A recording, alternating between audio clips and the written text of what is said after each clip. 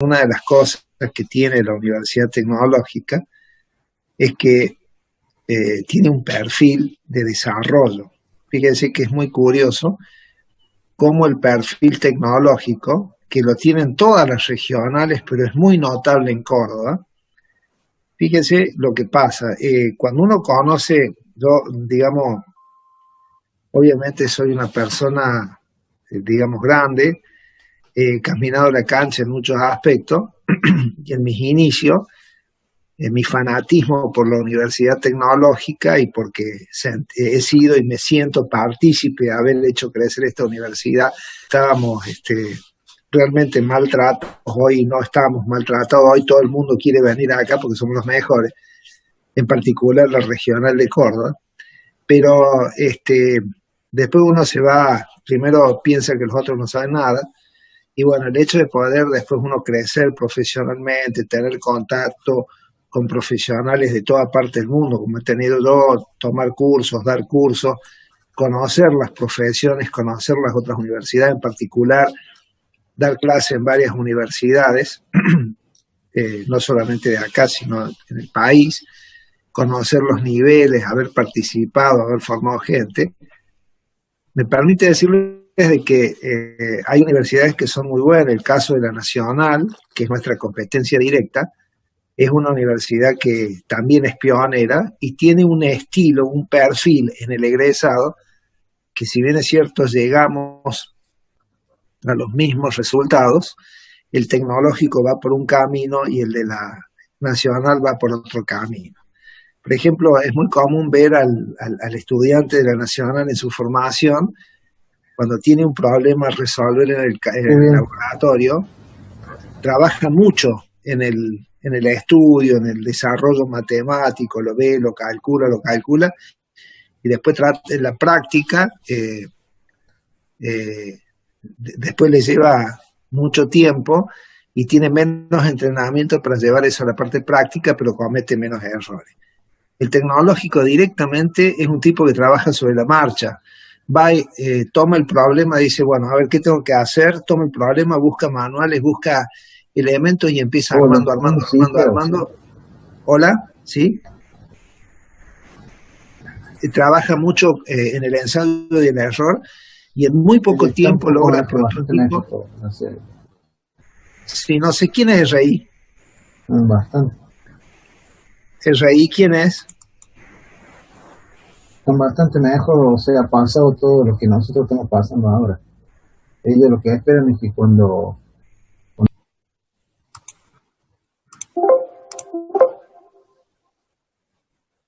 Ahí lo silencié, no se daba cuenta. Bueno, en realidad el tema es que el tecnológico desarrolla rápido los prototipos y sobre la marcha va calculando y resolviendo, y es muy metodológico, es un tipo netamente de desarrollo y la investigación es la consecuencia. El de la Nacional investiga mucho y el desarrollo es una consecuencia, pero es muy lento para llegar. Por eso hay una velocidad de diseño y hay un entrenamiento que tiene el tecnológico que es algo muy particular de esta universidad. Mire que somos los únicos que tenemos este perfil, ¿eh? Y los otros les cuesta mucho más que a nosotros hacer las cosas. Es muy común estar en los laboratorios. Yo creo que la tecnología de Córdoba, los estudiantes están en el laboratorio. Si no están haciendo nada, se van al laboratorio lo mismo. No sé a qué van, pero saben que tienen que estar ahí por rutina, digamos, ¿no? Así que eso hace una diferencia bastante conceptual. Y ustedes no se dan cuenta, pero son unos atletas entrenados. O sea, lo que pasa es que ustedes no entienden, no se dan cuenta de todo lo que están sabiendo en estos momentos porque están atosigados de estudios y de conocimiento. Ustedes no saben, no valoran, no se dan cuenta todo lo que todavía pueden hacer, porque están muy, muy entrenados y muy preparados para hacer cosas. Fíjense que yo creo que cada vez que ustedes le plantean un problema se quejan un momento porque por naturaleza tienen tendencia a quejarse, pero mientras se están quejando están buscando la solución. Eso es lo que hace a la diferencia. Y los resultados están en los parciales, en la forma de hacer, en los trabajos finales que hacen. Se ve bastante bien. Bueno. Jóvenes, en la última clase hay alguna... a ver, ¿cómo estamos? Sí, bien. En la última clase nosotros vamos a hacer un chequeo porque el lunes tenemos examen, por eso entré hoy ahora para conversar con ustedes y darles algo.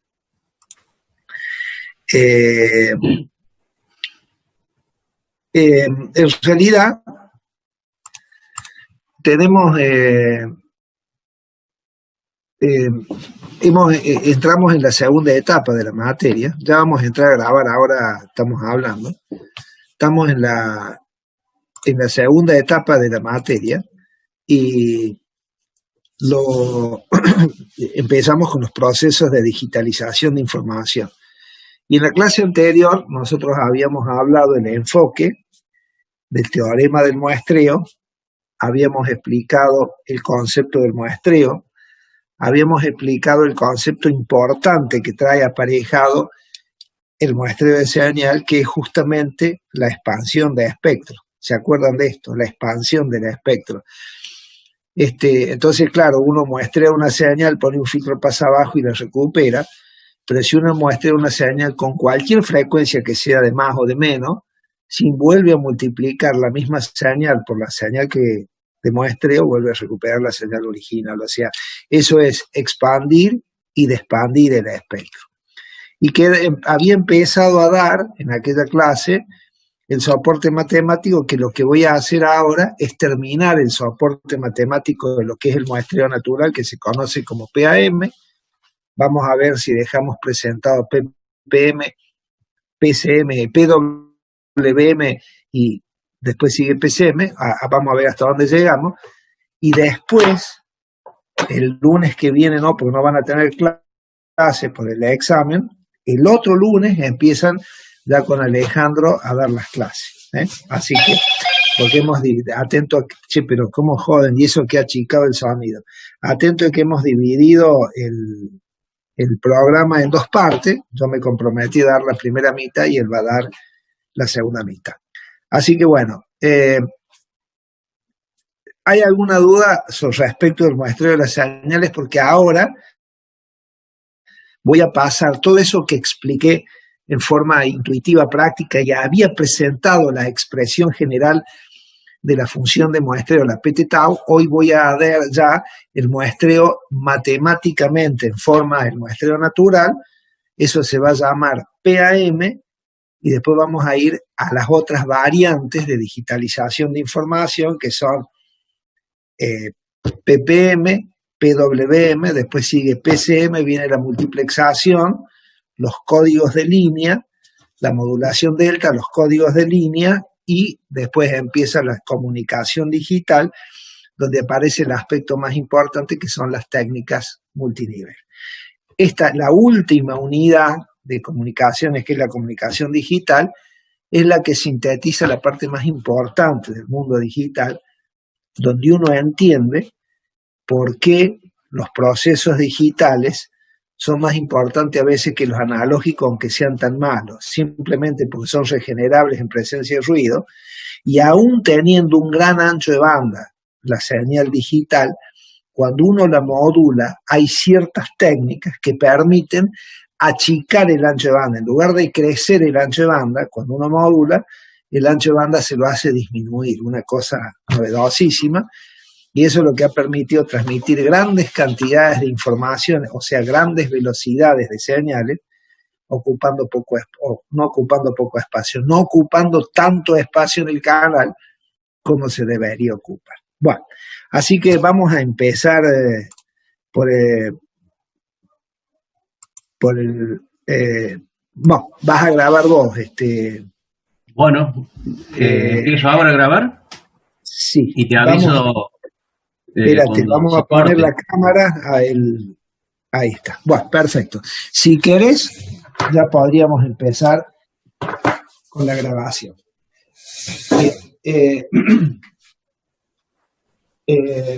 La función de muestreo nosotros la habíamos especificado, la llamamos la PT-tau de T. PT-tau de T. Esta función recordemos, vamos a partir de acá, la función de muestreo la habíamos representado de esta forma, era una función periódica en T de ancho tau. De ancho tau y obviamente de amplitud A. Entonces, esta señal tiene una composición espectral que está formada por un montón de armónicas que siguen la forma de la función seno de x sobre x que llamamos sampling. Y habíamos visto primero la serie de Fourier de esta señal y después la transformamos en la transformada de Fourier. Entonces, yo no voy a hacer de nuevo todo ese desarrollo porque lo hicimos en aquella clase, está grabada y está subido al Drive.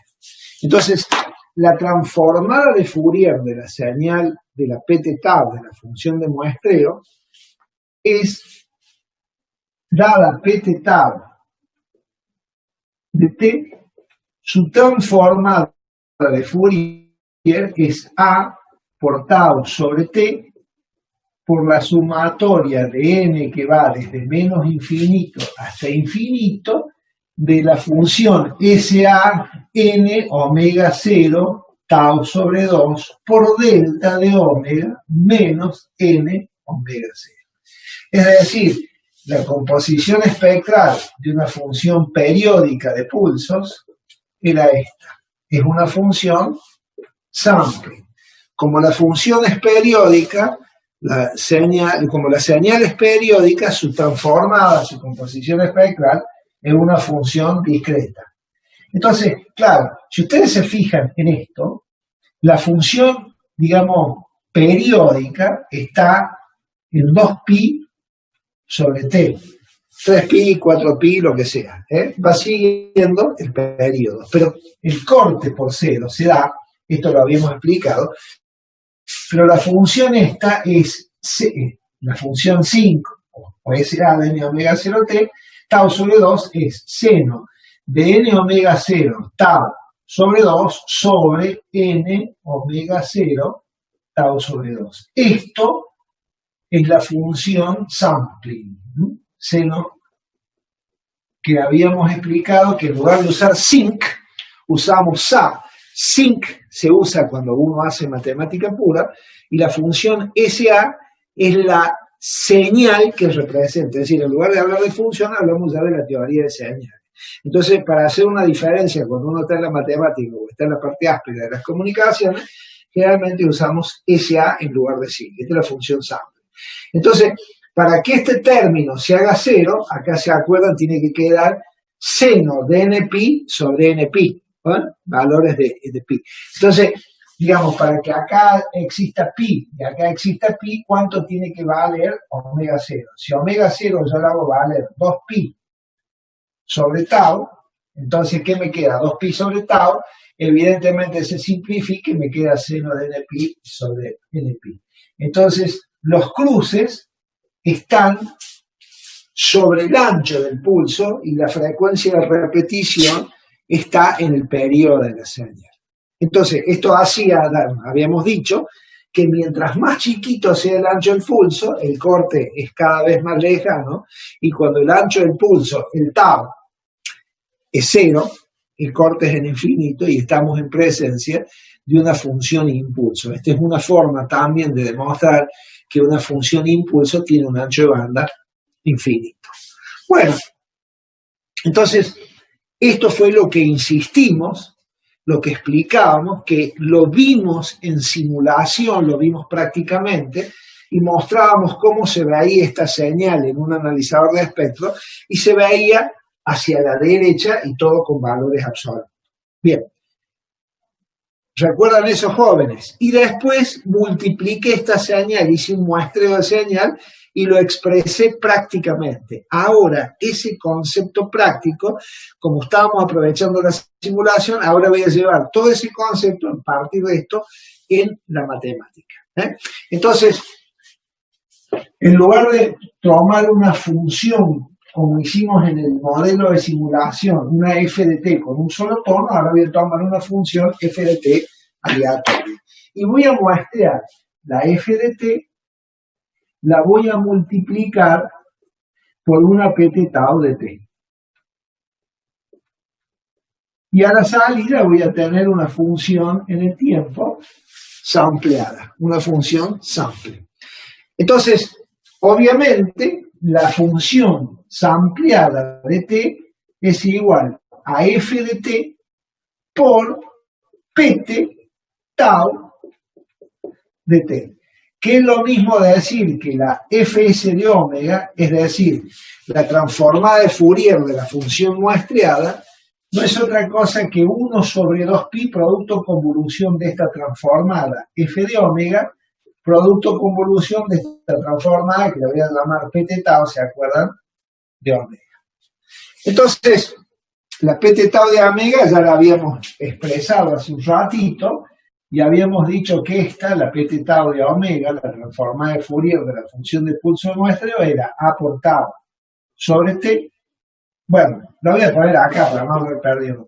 1 sobre 2pi por f de omega, producto convolución 2pi por a por tau sobre t, por la sumatoria de n que va de menos infinito a infinito, dsa de n omega 0 tau sobre 2, por delta, los impulsos localizados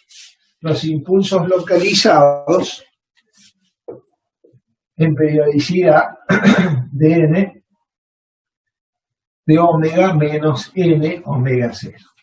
Entonces, esto que está desde acá hasta acá es esta transformada de Fourier que fue la que resolvimos la clase pasada.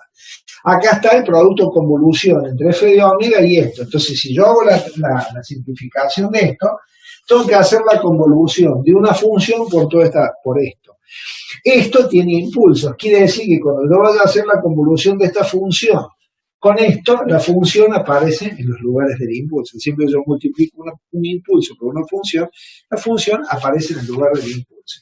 Lo que significa, mis estimados jóvenes, estoy expresando la matemática de aquellos que simulamos en la clase pasada, que la fs de omega, ¿se ve el rojo? Sí. Sí. ¿Se ve? Bueno, la fs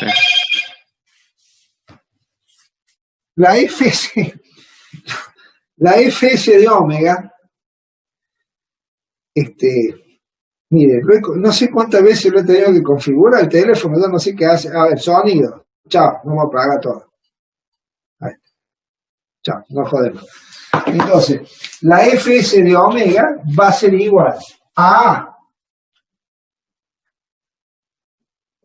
por tau sobre t por la sumatoria de n que va de menos infinito a infinito, de ese a n omega 0 tau sobre 2. Esta primera parte representa la forma de sampling y el hecho discreto de que esta función lo da el impulso. Al multiplicarlo por la función, me queda por f de omega menos n omega 0. ¿Qué quiere decir eso? Que la función aparece en cada lugar del impulso siguiendo la forma del sampling, que es lo que vimos la otra vez. En lugar de tener una f de t no periódica, teníamos como f de t un pulsito, ¿se acuerdan? Usábamos creo que 10, 20 kHz, no recuerdo bien lo que habíamos estado usando, pero este era un solo tono, pero se repetía. Y esta parte representa justamente que en cada lugar del impulso está la componente espectral de la banda base, pero además esto representa formalmente, ¿qué cosa? La expansión del espectro.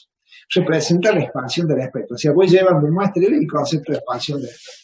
Entonces lo vamos a dibujar para que entendamos claramente esto. Y fíjense, razonemos un poquito. A ver, tengo acá una cierta f de t. Esta f de t, yo la dibujo así, pero esto es una función aleatoria. Esta es una función aleatoria cuya parte he tomado un pedacito. Es una función aleatoria de la cual he tomado un pedacito. La transformada de Fourier de esta señal, obviamente, es esta. ¿Ven? Se llama f de omega. Y obviamente va a ocupar desde omega m menos omega m. Este omega m representa el ancho de banda de esta señal. De hecho, que si yo multiplico esta función por una pt tau, acá está la función de muestreo, esto sería la pt tau de t, obviamente la transformada de Fourier es esta. ¿Ven? Es un sampling, un formato de sampling que es discreto, donde, dibujé mal, perdón, ¿no? Se me ha ido la mano, esto tiene que ser perfectamente simétrico, si no estamos en el Indeormus. Vamos a hacer bien este sampling. Disculpen. Ahí me gusta más. Acá está y acá está la componente. Y el cruce, si esto es 2pi sobre t o 1 sobre t, según sea el eje de frecuencia y el eje de omega, y el corte está en 2pi, ¿recuerdan? Sobre tau, y esto es 2pi sobre t. Entonces, ¿qué pasa? Cuando yo vaya a hacer la multiplicación de la f de t por la pt tau de t, voy a tener una función fs de t. ¿Qué es esta, ven? Si digo 1 por cualquier cosa es cualquier cosa, acá nada, acá existe. ¿Ven? Esto que está acá es lo que resultó de multiplicar la banda base por la función de pulsos muestreados. Es decir, como esto es natural, se ha producido, al multiplicar la banda base por esta función binaria, se ha producido una función continua en tiempo discreto. Se ha muestreado la señal en forma continua en tiempo discreto. Perdón, Entonces, Pedro. Sí. Quedan 5 minutos, corto la grabación. Quedan 5 minutos. Cortamos y entramos de nuevo. ¿De acuerdo? Exacto. Salgámonos. Están creciendo. ¿Qué vas? Profe, en el dominio de la frecuencia, el segundo gráfico que hizo, los pulsos que se ven serían exactamente a qué frecuencia. Claro, a la frecuencia fundamental. Si el ciclo de aprovechamiento, por ejemplo, es el 50%, el tau es la mitad de t, está en las componentes, da justo las impares. Entonces, si la fundamental es 10 kHz, en 20 pasa por 0, en 30 existe, en 40 pasa por 0. Claro, sería en tau entonces. Digo en t, en la frecuencia t. Y claro, son en armónicas n1 sobre t, o sea, en armónicas n fundamental. Sale 1, 2, 3, lo que pasa que eso lo determina el ciclo de aprovechamiento. Mientras más chiquito sea el ciclo de aprovechamiento, como el corte está en la inversa del arco de pulso, 1 sobre tau o 2pi sobre tau, no interesa si estamos trabajando en omega o en hertz. Mientras más chiquito sea el tau, el corte por 0 está más lejos, entonces entran más componentes. Entonces capaz que entra la 1, la 2, la 3. En cambio, cuando el tau es justo el 50%, existen todas las impares de frecuencia y en las pares tú muere la señal. No sé si está claro, joven. ¿Joven? ¿Quién preguntó, Sí, che? Díaz Durán. Díaz Durán. Sí, Sí, se va entendiendo. Tarda un tiempo. Tampoco. Sí. La densidad del espectro lo define el tiempo de aprovechamiento, ¿verdad? O sea, el tau. O sea, la densidad del espectro, ¿qué tantas componentes tenemos? Sí, ¿qué pasa? Entonces, cuanto más al 100% acerquemos el tau, más rápido van a decrecer nuestras componentes de mayor frecuencia. A ver. Usted habla de la densidad espectral. la densidad espectral de frecuencia, digamos. La densidad espectral de frecuencia es en función del ancho de banda. Mientras más componentes en un espacio determinado, mientras más componentes tenga, hay menos densidad, porque el sistema siempre es conservativo. Si yo transmito un vatio, siempre tengo un vatio. Lo que pasa es que ese vatio, por ejemplo, si el ciclo de aprovechamiento es, supongamos que yo tome todas las componentes hasta el primer corte, hasta el primer corte por cero, y digo, voy a tomar un ciclo de aprovechamiento del 50%, voy a tener mucha densidad espectral porque hay una sola componente. Si yo hago que el ciclo de aprovechamiento sea más chiquito, en lugar del 50%, sea el 25%, entonces va a cortar en la cuarta armónica y van a entrar 3 componentes. La potencia es la misma, pero la densidad es más chiquita porque hay más componentes. Mientras más componentes entren, la densidad espectral disminuye. La potencia es la misma, pero la densidad espectral disminuye, porque es cuántas componentes hay o cuánto es el ancho de banda. ¿Sí? Perfecto, clarísimo. ¿Sí? Lo de claro es, lo de perfecto se refiere a que entendió el concepto o que su profesor es perfecto, no entendía a qué se refiere. Ambas cosas. Ambas asimetrías a la vez. Bueno, muy bien, Chirino. Bueno, perfecto. ¿Tal y estamos? No veo todos. Sí, parece que bueno, entonces vamos a hacer una cosa. Voy a poner la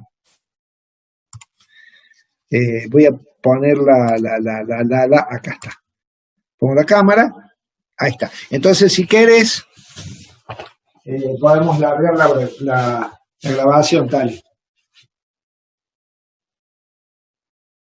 ¿Estamos? Está grabado. Bueno, entonces les decía que recién habíamos quedado en que funcionalmente cuando multiplicaba esta señal por esta, el resultado terminaba siendo que en cada lugar donde existe la función de muestreo está el pedacito de la función, es decir, que esta es una función continua en tiempo discreto. Evidentemente, esta es la función sampleada en el tiempo, que si nosotros la vemos en frecuencia, lo que se está produciendo es la convolución de esta función con cada uno de los impulsos. Como esta señal está por encima de cero, acá existe esta componente, o sea, sí tiene componente continua, y entonces en cada lugar donde está el impulso va a aparecer la función. Entonces, ¿qué pasa? Acá está la función, acá está la función, acá está la función, acá está la función. ¿Ves? Entonces, como la señal tiene continuo, esta función es exactamente igual que esta. Quiere decir que si yo de todas estas componentes pongo un filtro pasa abajo, recupero la señal. ¿Por qué con un filtro pasa abajo? Porque al tener continua esta, justo en el centro aparece la función y un filtro pasa abajo me la recupera. Y habíamos visto que si esta función no tiene continuo, si esta función no tenía continuo, no aparecía esta componente y Montoto recuperaba, el filtro de Montoto recuperaba la banda base. Entonces, esto es lo que está pasando. Obviamente, a esto le vamos a llamar fs de omega, la función sampleada en el eje omega. Es decir, que siguiendo el formato del sampling, esta, siempre es la misma función que aparece a lo largo de todo el sampling con la amplitud que en ese momento tiene el sampling. A esto es una expansión de espectro. En la práctica, cuando uno ve un analizador de espectro, esto aparece siempre, esta partecita y en valor absoluto, o sea que los globitos se ven así, para arriba, y ahí están las componentes.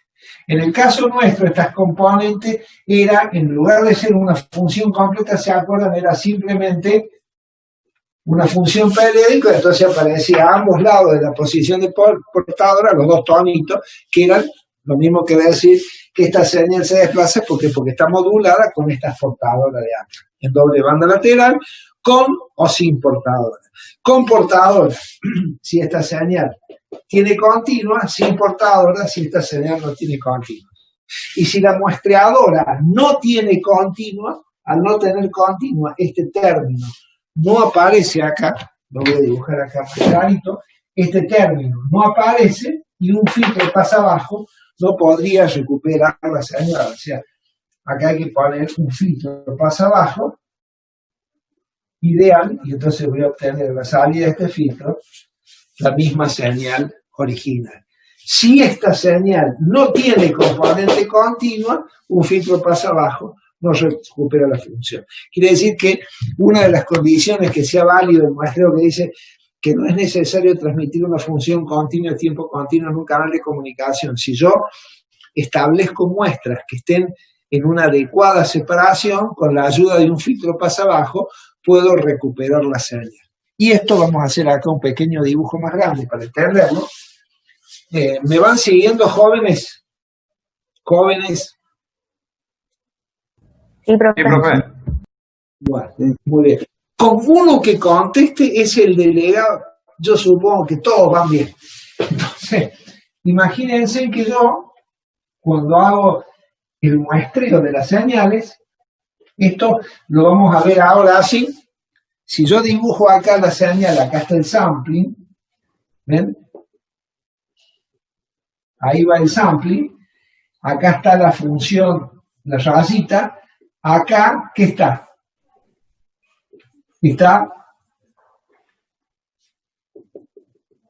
Está la omega, ¿ve? Acá está la banda base. Desde acá hasta acá está el ancho de banda de la señal. Entonces, esto es la frecuencia de muestreo y esto es omega m. Si yo tomara una frecuencia de muestreo menor a 2 veces esta distancia, estos dos espectros que pasaban se solapaban. ¿Y eso cómo se llamaba? Aliasing. ¿Se acuerdan que vimos el aliasing? Lo filtrábamos, lo simulamos y mostrábamos cómo aparecía el aliasing. Por eso, para que no se produzca este solapamiento, la omega 0 tiene que ser mayor o igual que 2 omega m. Esa es la condición. La frecuencia de muestreo tiene que ser mayor o igual que 2 omega m y la muestreadora tiene que tener continua. Eso lo agrega el profe. Lo pone el profe porque en el teorema el muestreo no está. Pero si la muestreadora, aún muestreando con esto, no tiene continua, no se recupera la señal original con un filtro porque no, al no tener continua no aparece la banda base en el origen. ¿Está claro, mis estimados jóvenes? Quiere decir que a esta señal, tal cual la vemos ahora, se la llama muestreo natural o PAM. Muestreo natural o PAM. Es decir, vista en el tiempo, tengo una señal que es esta. ¿Ven?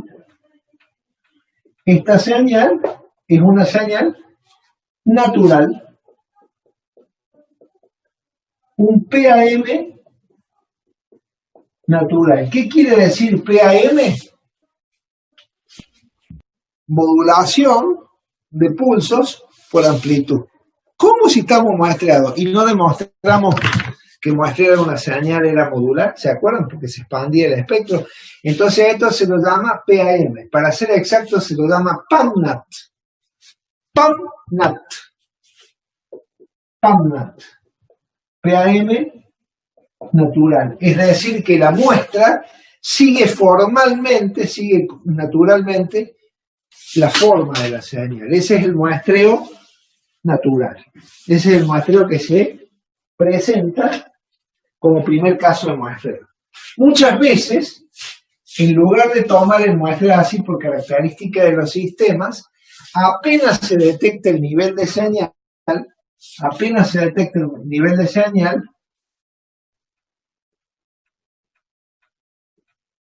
se escupe la señal, ¿ves? Se muestra y se mantiene constante. Entonces esto es igual que pero como le falta este pedacito, no sigue naturalmente la forma de la señal, este muestreo, que es el muestreo instantáneo, la modulación de pulso instantáneo, el PAMIN,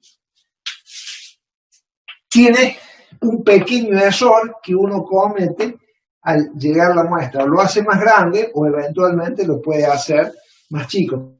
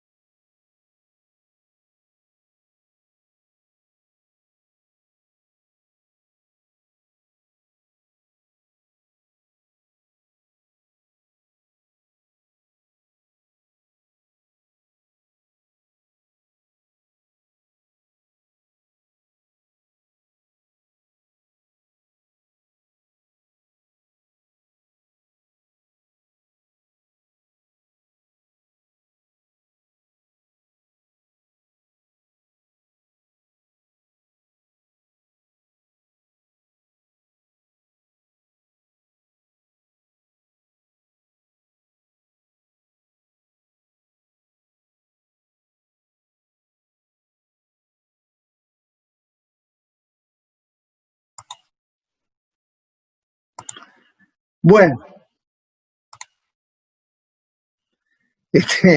perdón, ¿están ahí? Sí, el retorno. Sí. Bueno, perdón, no sé qué pasó, la máquina, ¿viste? Me dice, se ha producido un error, me dice la máquina, ¡pum! Se puso azul el fondo y dice, se va a reiniciar la máquina. No sabes qué pasó, ¿viste? No, todavía no sé, tengo que ver tengo que ver qué es lo que pasa, pero la máquina enseguida se reinicia porque tiene una i7. ¿Sabes cuál es el problema? Que no tenía dónde miércoles tenía guardado el ID.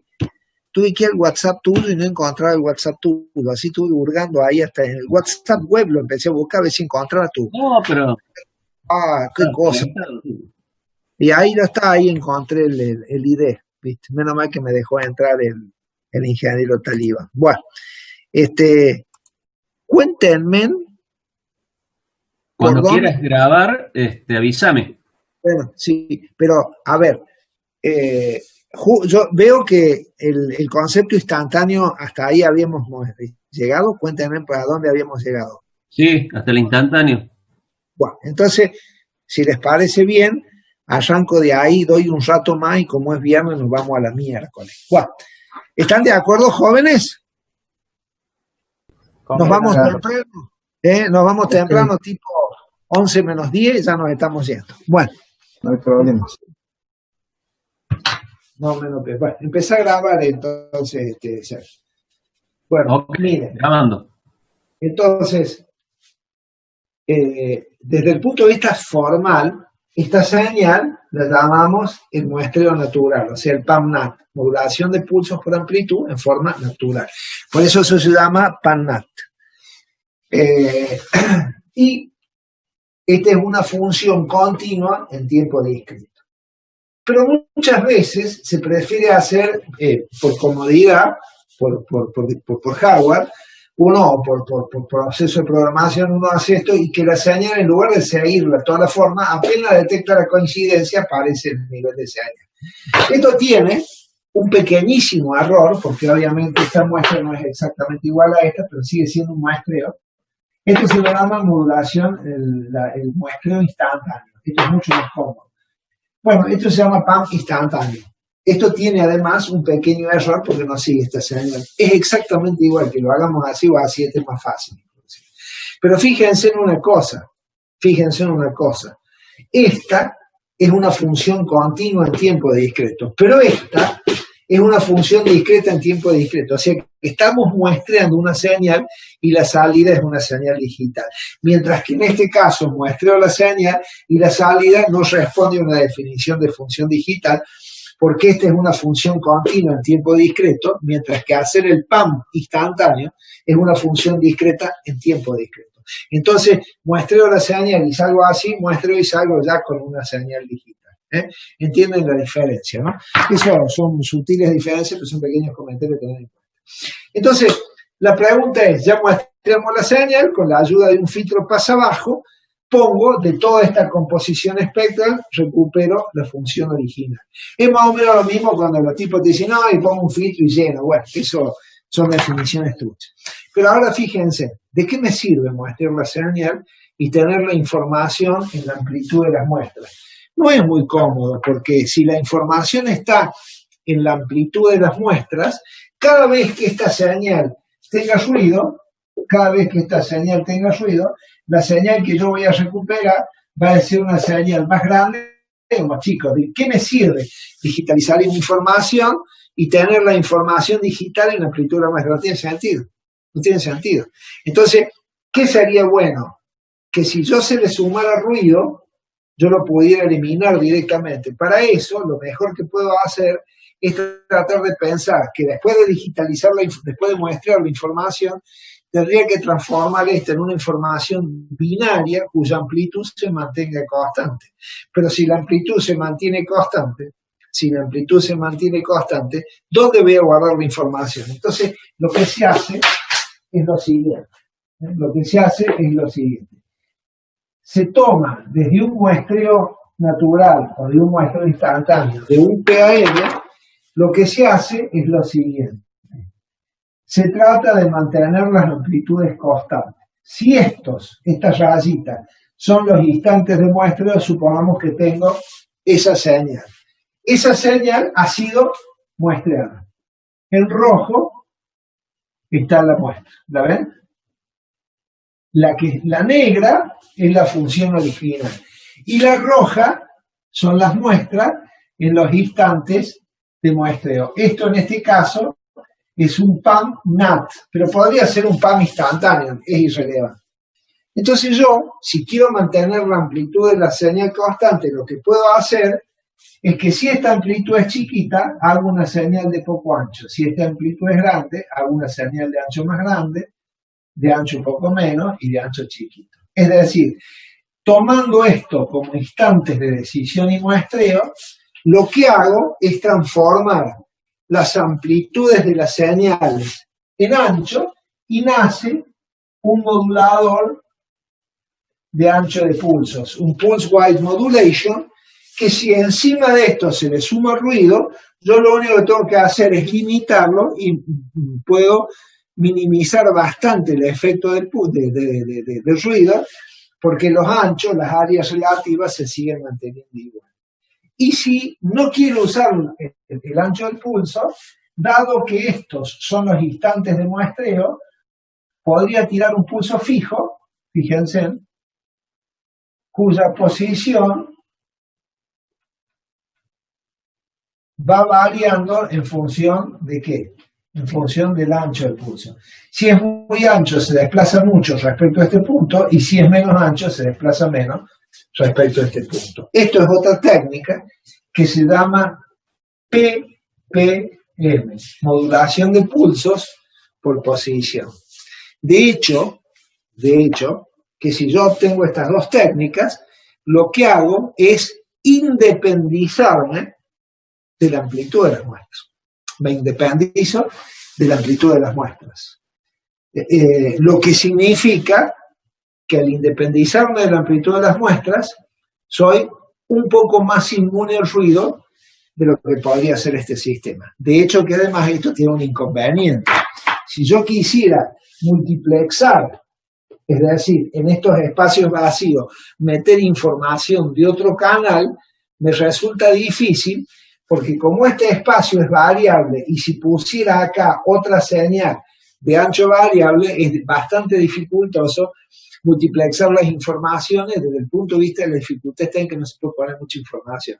Por eso generalmente modulación de ancho de pulso es una técnica que se usa mucho para el control proporcional. Todos los controles de aeromodelismo se hacen con esto, y hoy todo lo que es fuente conmutada, ya no se usa más esto, se usa total, todo se usa con PWM controlado por transistores. Ya prácticamente no hay switching con tiristores, se usan poco, se prefiere el switching con transistores.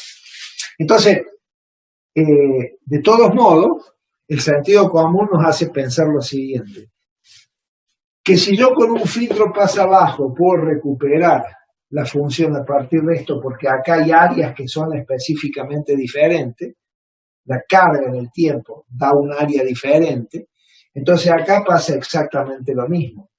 Lo que esto lo tiene en alto y ancho fijo, este lo tiene en alto fijo y ancho variable. Quiere decir que de un PAM y un PWM, desde el punto de vista de la recuperación de la información, si tiene continua, un filtro pasa abajo de una manera sencilla, te recupera la información. Pero si ustedes toman esto, cuya área siempre es la misma, por lo tanto su densidad, la energía en cada pulso es el mismo, si a esta señal yo lo paso por un filtro pasa abajo, no voy a recuperar la función original, lo cual significa que si yo voy a demodular de estas dos técnicas, de hecho que esta es ventajosa respecto a esta y esta también, entre estas dos, esta la recupero con un filtro pasa abajo y esto Montoto lo va a recuperar, porque si meto esto con un filtro pasa abajo tengo una continua. Entonces lo que tiene como desventaja el sistema PPM es que si yo quiero recuperar la señal original, tengo que transformar esta en alguna otra técnica, tengo que hacer una conversión de técnica, tengo que hacer una codificación, una transconversión de la técnica, para después con un filtro paso abajo si quisiera recuperarlo, ¿no? Siguiendo el concepto del filtro. Entonces, si yo tengo una función y la quiero recuperar, supongamos que yo tenga la señal en PAM o la tuviera en PWM, con un filtro pasa abajo, yo puedo recuperar la FDT.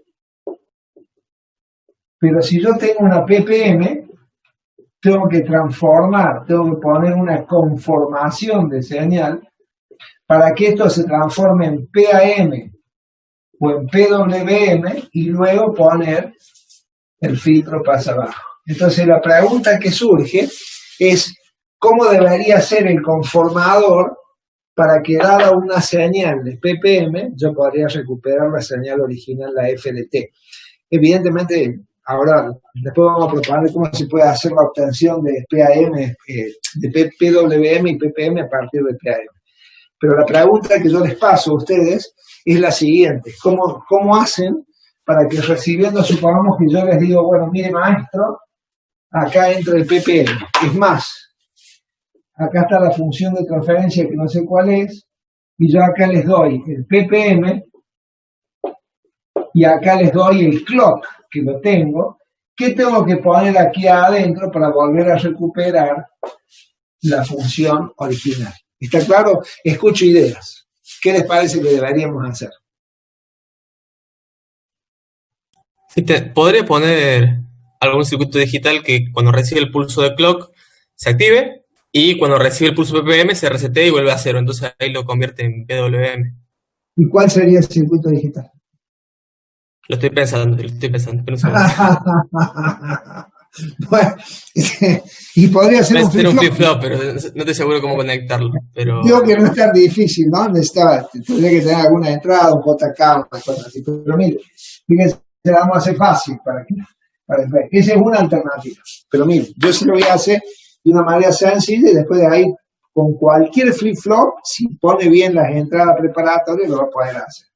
Imagínense, por eso hago una y después usted hace la otra. Imagínense que acá yo tuviera, estos son los instantes de cloqueo, entonces acá está el clock. Ahí está el clock, ¿verdad? Muy bien. Acá entra el clock. Y acá está la señal, digamos, acá tiene más ancho, ¿ven? Ha crecido, acá empieza a decrecer y acá se hace chiquitita. Entonces, imagínense que yo,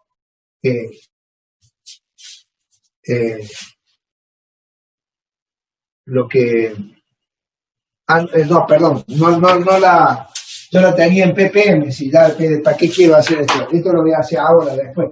Entonces, imagínense que acá yo tengo la señal en ppm. Cuando uno empieza mal, tiene que hacer las cosas bien y se acaba. Borramos. Vamos a hacer acá la gráfica, bien hechita. Vamos a suponer que acá están los instantes de estas rayas, representan los instantes de muestreo. Acá está el clock. El clock viene ahí, el clock viene ahí y el clock viene ahí. Este es el clock. Y acá está la señal en ppm. Yo la estaba haciendo recién en PWM. ¿Cuál es el sentido? Tengo la señal en ppm. Acá se desplaza poco, acá se desplaza mucho, acá empieza a desplazarse un poco menos y acá un poquitito menos. Entonces, si yo acá a la salida de esto lo paso por un sumador OR, ¿qué voy a tener a la salida? Voy a tener esto, ¿ves? Las dos señales a la salida, ¿ves? Voy a tener esta y voy a tener esta. Voy a tener esta y voy a tener esa. Voy a tener esta y voy a tener esta. Voy por este camino. Ahora imagínense que esto es lo que está a la salida, esto acá y esto está ahí a la salida. Entonces se me ocurre, acá pongo la compartida, entonces se me ocurre identificar, porque se me da la gana, los flancos descendentes. ¿Sí? Entonces, si yo pusiera, por ejemplo,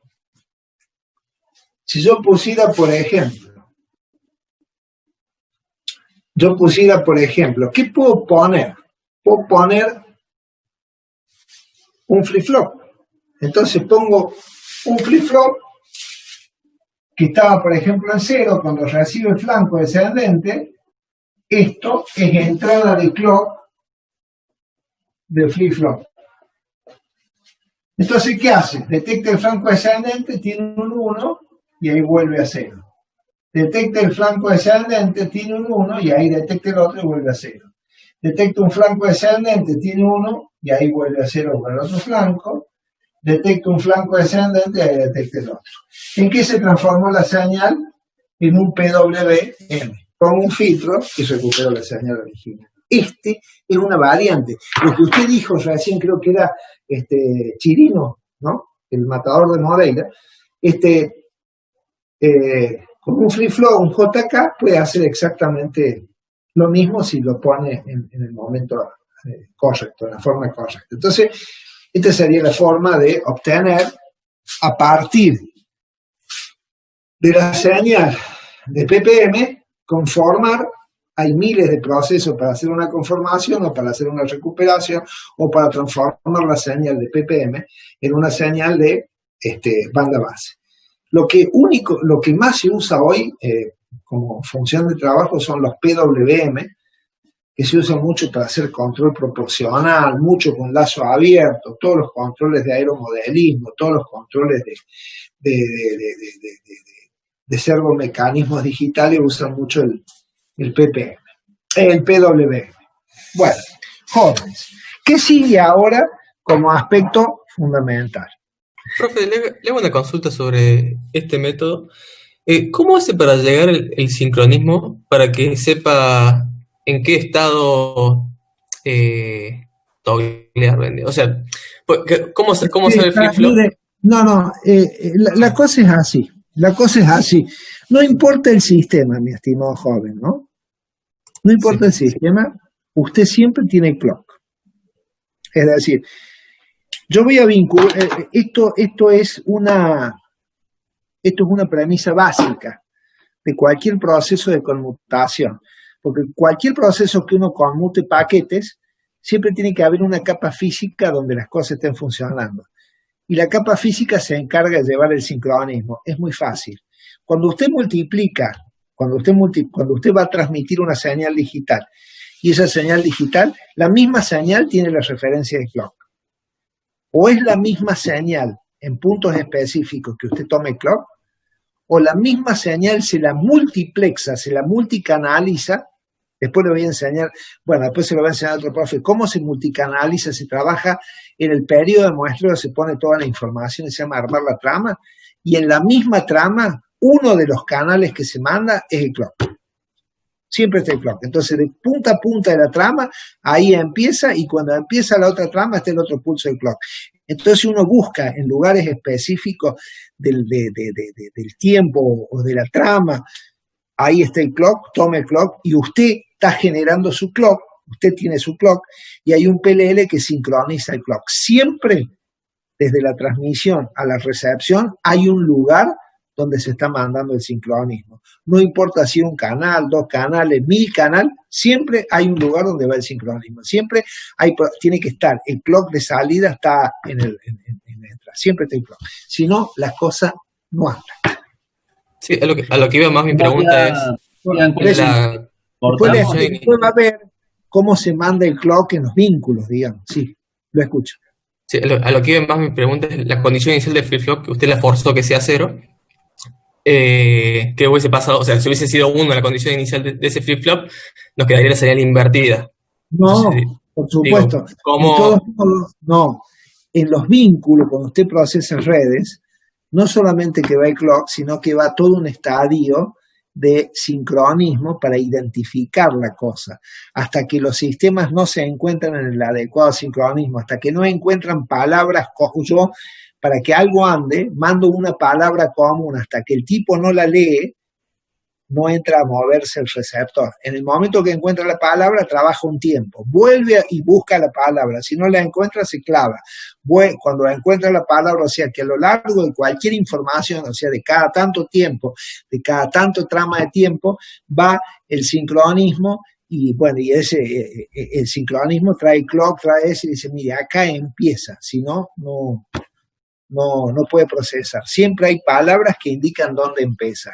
Sincronismo, la información de la trama, cómo se señaliza, siempre tiene que estar sincronizado.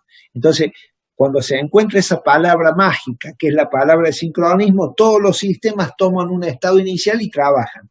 Vuelven a encontrar la palabra y se vuelve a ajustar. Si la encuentran, siguen trabajando porque está, que como dice que está bien. Porque si no la encuentran, se trancan, la vuelven a buscar y empiezan de nuevo. Pedro, todos sí. Cortamos, que ya finaliza, paro la grabación. Bueno, ¿cuánto falta? 2 minutos. 2 minutos. Inicio. Corta la grabación. Cortar la grabación. Bueno, jóvenes, acá han mandado un montón de chat, no sé qué, a ver qué dice, yo retorno al rey, yo en los parciales, muchas gracias, 100% prendemos el fuego, bueno, dele, no sería bueno, che, bueno, sería bueno, mañana voy a prender el fueguito. Bueno, jóvenes, si no lo toman a mal, dejamos acá, ha sido un gusto verlos, nos vemos no sé cuándo, el lunes no tenemos clase, el viernes van a tener clase con el ingeniero Brandán, si no va a ir va a ir Alejandro y si no voy a ir yo, así que no hay problema. Profe, Sí, lo escucho. tengo una preguntita muy rápida del método que mostró recién. No se preocupe porque salimos y volvemos a entrar. ¿Cuál es el problema? No puede ser que trabajemos apurados. Mira, vamos a salir y lo mismo vamos a terminar la clase ahora. Salimos y volvemos a entrar. ¿Les parece bien? Porque ya nos cortamos. No Sí, ya me gusta. corta. Bueno, cortá y entramos de nuevo y seguimos. Dele, salimos y ya le contesto. Va. Total, ya terminamos la clase y podemos contestar las preguntas con cierta tranquilidad. Les voy a pedir que si pueden prender las cámaras para verle las caras un poco, porque la verdad que es bastante incómodo. Ahí está Arroyo, ha vuelto a vivir Arroyo, estaba tomando Fernet Arroyo. Bueno. Le quería preguntar, en el método que recién mencionó para transformar ppm a PWM, ¿qué sucede? Porque la distancia que nosotros teníamos, justamente como era el pulso por la posición, si la amplitud de la señal que estábamos modulando era muy baja... Es muy grande y hace un ancho de la Mother Beach y se llegan a tocar las cosas, se produce un despelote. Claro, si el OR se llegaba a sumar con el clock, entonces no había un flanco de bajada. Bueno, entonces ese es el tema. Bueno, por eso, ¿ves? Está muy bien la pregunta. Por lo pronto, todos los sistemas, por eso estos sistemas son un perno para trabajarlo, especialmente cuando uno trabaja multiplexando con muchos canales. No es que no se pueda hacer, pero ya de entrada usted dice, bueno, no puede entrar, póngale más de, supongamos, por decir, no puede entrar más de un volt. Va de 0 a 1 volt. Y cuando la señal llega como máximo 1 volt, se va a poder desplazar tanto espacio, no sé si me explico. De tal manera que todo quede acotado para que nunca toque a la del lado.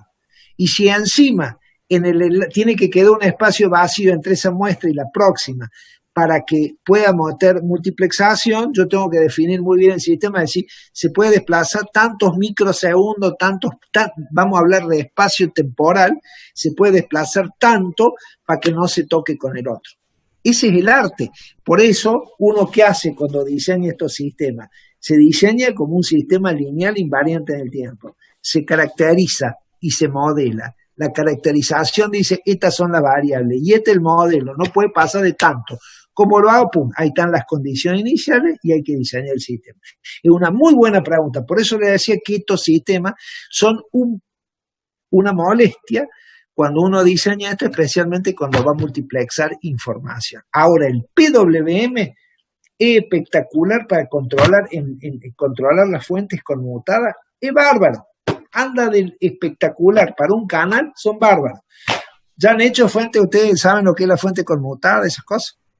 En quinto año de electrónica de potencia se hace prácticamente. Bueno, después lo van a estudiar. Pero anda muy bien controlado con transistor, el modulador de ancho de pulso. Así es.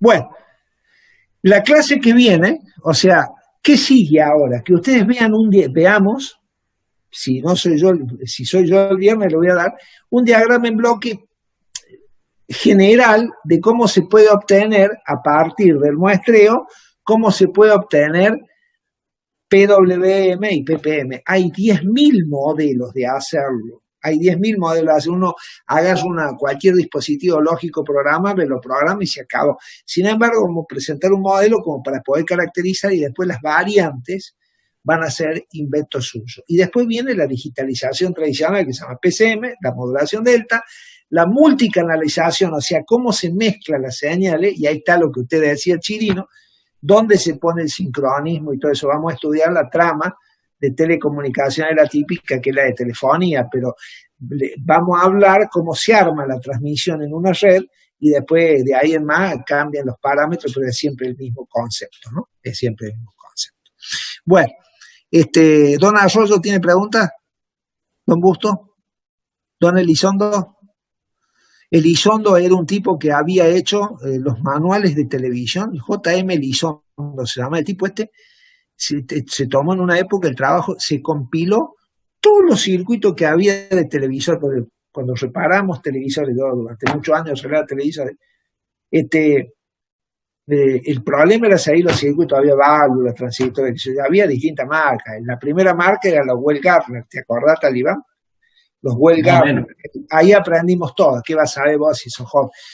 Y había un tipo, hay unos manuales que se llaman los manuales de ZM Elizondo. Nunca supe qué era ZM, pero era Elizondo. y el tipo había compilado todos los circuitos de todos los, y era una papa, vos tenías un problema, iba a ir, veía el circuito, si sabía televisión lo podía arreglar. Bueno, entonces, don Busto tiene preguntas.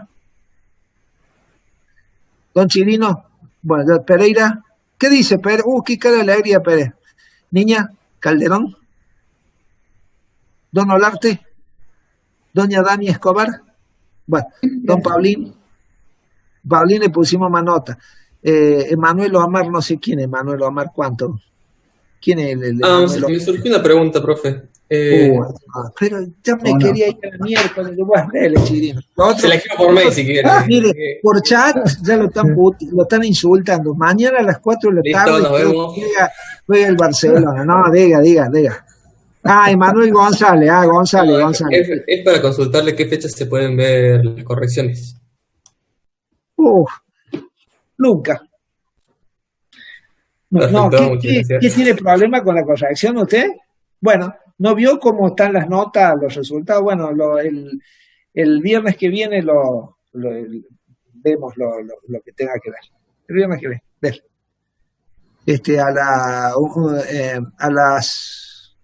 En el Zoom entramos y cuando terminamos la clase se queda un ratito y le doy o ahora si quiere le vemos la corrección. Ahora, cuando salgan ellos nos quedan. ¿Te molesta quedarte un rato, Talibán? No hay problema. Bueno,